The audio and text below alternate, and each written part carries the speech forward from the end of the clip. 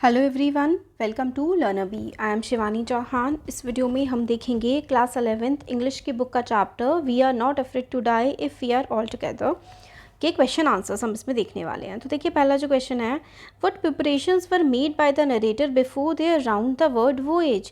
तो जो नरेटर थे उन्होंने जो पूरी दुनिया घूमने का जो प्लान बनाया था उससे पहले उन्होंने क्या प्रिपरेशन करी थी। वोएज होती है यात्रा, जर्नी। आंसर है इसका, देखिए, the writer wanted to go around the world voyage as captain James Cook had done about 200 years earlier. तो जैसे कैप्टन जेम्स कुक ने पूरी दुनिया की जो है वो सेल किया था, पूरी दुनिया की यात्रा करी थी 200 साल पहले, इसी तरीके से राइटर भी जाना चाहते थे। For about 16 years both he and his wife use to spend all their free time in improving their sailing skills on British C.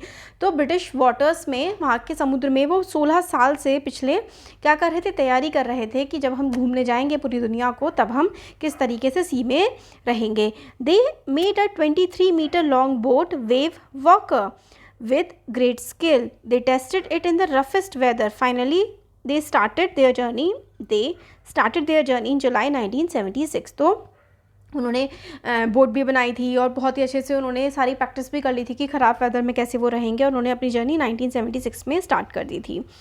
Next question है, देखिए यहाँ पर, how did the first leg of journey pass. तो starting का leg का मतलब है यहाँ पर कि फर्स्ट जो पीरियड था, जैसे कि शुरुआत जब उन्होंने करी तो कैसे उनकी जर्नी गई। What happened to them immediately after they left. उनके साथ क्या हुआ जब उन्होंने यात्रा मतलब अपनी जर्नी स्टार्ट की थी। तो आंसर है, the first leg of the journey was from Plymouth England to Cape Town, southern most tip of Africa. It was a journey of 1,05,000 kilometers. It passed quite pleasantly, but after leaving Cape Town they had to face strong glare. तो पहले तो मतलब जो starting का England से लेकर के जो southern tip of south Africa है वहाँ तक तो वो अच्छे से पहुँच गए, बट फिर केप टाउन, जो कि जैसे कि अफ्रीका है ना, ऐसे करके अफ्रीका, यहाँ पे केप टाउन है, केप टाउन में जाने के बाद उनको थोड़ी दिक्कत हुई थी।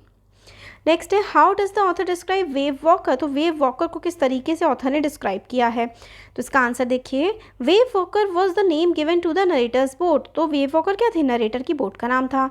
It was professionally built.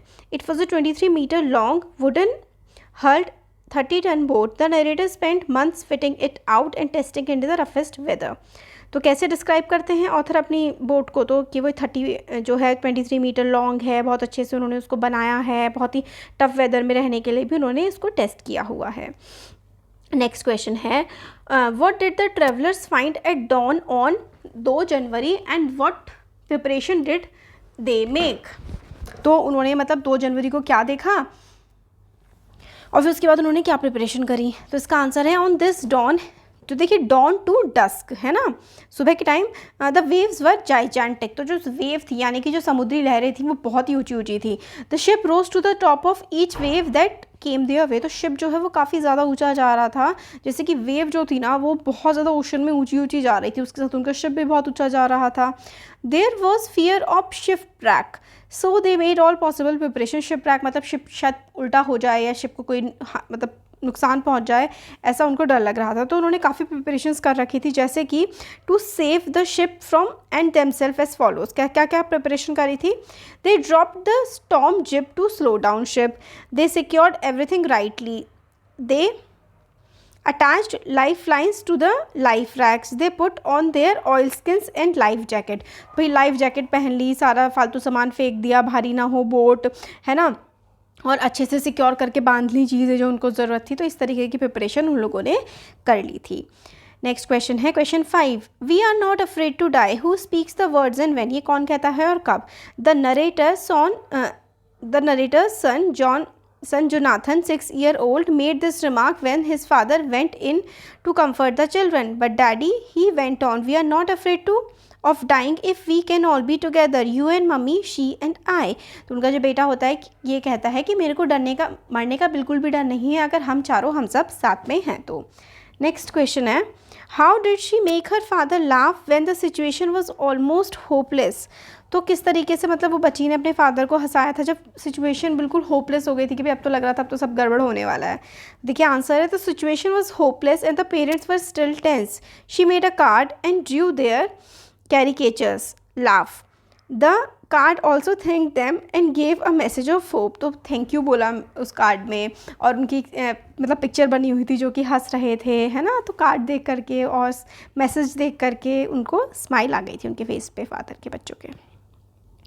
Next question है, what difference did you notice between the reaction of adult and the child when faced with danger. तो बड़े और बच्चों के बीच में क्या अंतर आया, जब क्या अंतर था बड़ों के और बच्चों के रिएक्शन में जब बिल्कुल विपत्ति सामने आ गई थी। तो देखिए, there is a lot of difference between the way in which adults and the children reacted, है ना। When faced with danger the adults felt the stress of circumstance but prepared themselves to face the danger. तो बच्चों मतलब parents को तो मतलब stress हो गया था, बट उन्होंने प्रिपरेशन कर रही थी कोई भी दिक्कत झेलने की।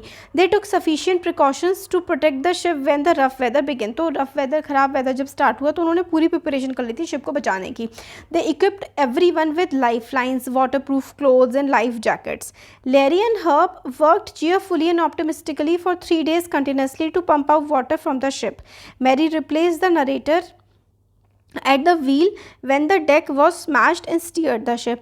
She also served their meal for 2 days of struggle against odds. The narrator performed his role as captain with courage, determination, resourcefulness, and full responsibility.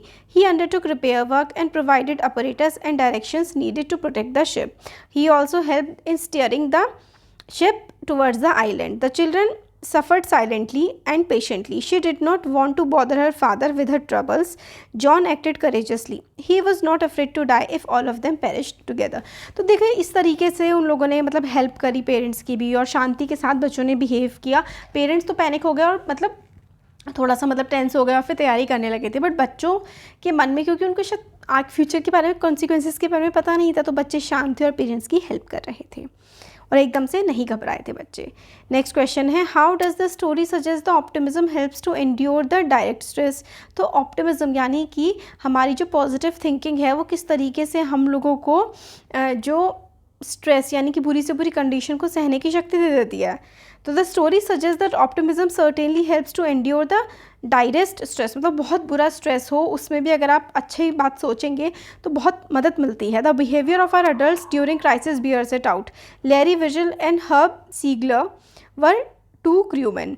As the mighty waves smashed the deck, water entered the ship through many holes and openings. तो जब बहुत ज़्यादा wave आई थी तो काफ़ी सारा पानी boat में कई जगह से भर गया था।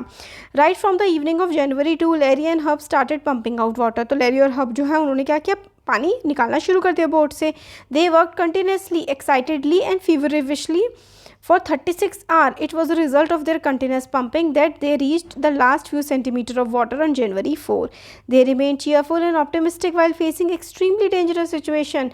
The narrator did not lose his courage, hope or presence of mind while facing problem. तो भाई उन्होंने होप नहीं अपनी हारी, अपनी उम्मीद नहीं हारी। वो पानी निकालते रहे बोट से 2 तारीख को जो भर गया था, और फाइनली 4 तारीख तक पानी निकाल दिया। He did not worry about the loss of equipment. He used whatever was available there. His self-confidence and practical knowledge helped them to steer out of storm and reach the El Amsterdam, and Mary stayed at the wheel for all crucial hours. She did not lose hope or courage either. तो मतलब उम्मीद रखी, पानी निकाला और वो मतलब उस दिक्कत से बाहर निकल पाए। नेक्स्ट क्वेश्चन है, what lesson do we learn from such hazardous experience and when we are there to face with death। तो मतलब किस तरीके से हम इस एक्सपीरियंस से कुछ सीख सकते हैं। कई बार होता है ना कि लाइफ में बहुत बुरी कंडीशन आ जाती है, तो उससे हम क्या सीख सकते हैं कि भाई ऐसी कंडीशन अगर हो, मतलब कभी किसी के सामने आए तो उनको क्या करना चाहिए। तो आंसर है, हजार्डस एक्सपीरियंस में bring us face to face with death but they earned us many important lessons of conduct. मतलब बहुत बुरी जो कंडीशन होती है वो हमें बहुत कुछ सिखा के भी जाते हैं। Life is not always a bed of roses. मतलब लाइफ हमेशा अच्छी तो नहीं होती है। We must react to dangers and risk with patience and fortitude. Adversity is the true test of character. तो एडवर्सिटी मतलब जो दिक्कत आती हैं वो तभी हमें पता लगता है कि हमारा खुद का करेक्टर कैसा है। The purity of gold is judged by putting it in fire. तो मतलब आप गोल्ड को भी तभी आप मतलब जस्ट बता सकते हैं कि वो सही है या नहीं जब आप उसको आग में जलाते हैं। Hazardous experience bring out the best in us. Coward person die many times before their birth। मतलब जो वो होते हैं डरते हैं वो तो अपनी असली मौत से पहले कई बार मर रहे होते हैं। Fear is a negative feeling and leads to inactivity and abject assurance circumstances. Such sailors और soldiers lose the battle against the odds in life. On the other hand, person with self confidence, courage, resourcefulness and presence of mind face all dangers boldly, overcome all disaster. Their sharing and caring attitude inspire others also to face the adverse circumstances boldly and tide over them। तो basically इसमें देखिए यही सब बोला गया है कि किस तरीके से हम जो हमारी दिक्कतें होती हैं उनका सामना करते हुए भी आगे बढ़ सकते हैं, है ना, यही सब है। What do you think people undertake such advantageous expeditions in spite of risk involved? तो लोग क्यों भाई इस तरीके के एडवेंचरस एक्सपेडिशंस में जाते हैं जब क्यों नहीं पता होता कि कितना रिस्क है? तो देखिए काफ़ी सारे जो लोग होते हैं ना वो एडवेंचरस होते हैं। Man is adventurous by nature. The greater the risk the more the thrill. जितना रिस्क होता है तो ज़्यादा थ्रिलिंग होता है। Thrill of exploring unknown lands, ऐसी जगह कि जो पहले वो ना गए हों, ऐसी जगह एक्सप्लोर करना। Discovering wealthy and beauty lying hidden in far off lands inspire brave hearts to take off their life of rest and repose. तो भाई जो बहुत ज़्यादा ब्रेव होते हैं, जिनको अलग अलग चीज़ें एक्सप्लोर करनी होती हैं, तो वो घूमते हैं, जाते हैं और नई नई जगह देखते हैं। Perhaps they value one crowded hour of glory more than the long eventful life of sloth and inactivity. तो भाई उनको एक जो कह सकते हैं कि एक जो मूवमेंट है बहुत ही जो अच्छा हो वो उसको जीना पसंद करते हैं एज़ कम्पेयर टू पूरी ज़िंदगी वो ऐसे ही इनएक्टिविटी और स्लॉथ में, आलस में पड़े रहें।